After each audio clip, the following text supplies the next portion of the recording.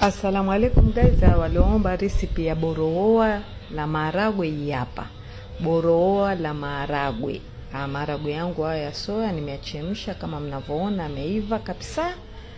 Haya, unachemsha maharagwe yako yakishaiva yoyote kama ni nyayo kama ni nini ile unayopenda. Mimi napenda soya.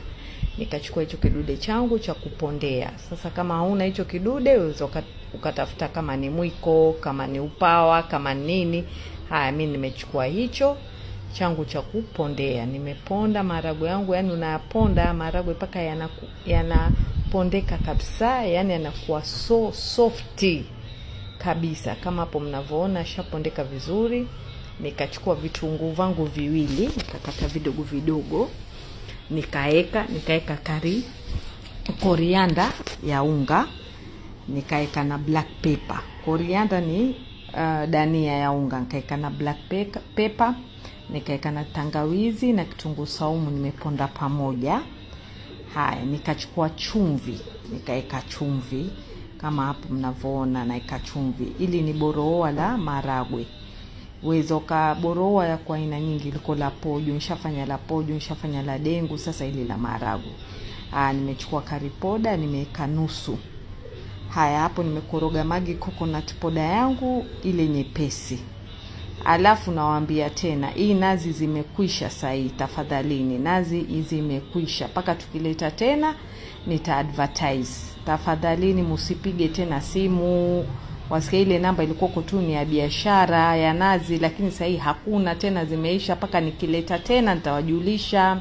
Haya, kama hapo mnavyoona nimeweka nazi yangu ile nyepesi, nikakoroga boroa langu likachanganyikana na nazi vizuri, unalikoroga paka linashikana na nazi vizuri.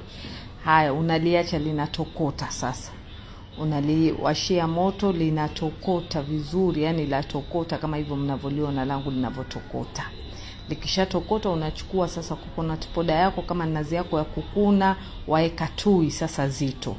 Lile tui la kwanza sasa unatia, unakoroga tena.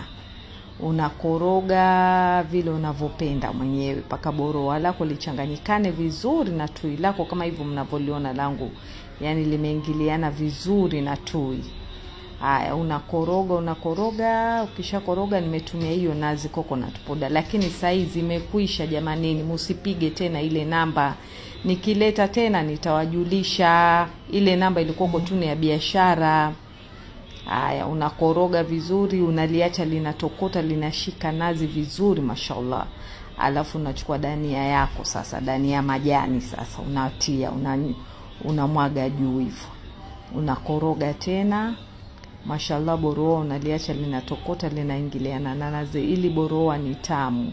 Uwezo kala na sima, ukala na wali, ukala na chapati, mashallah. Yani ni tamu ajabu ile boroa.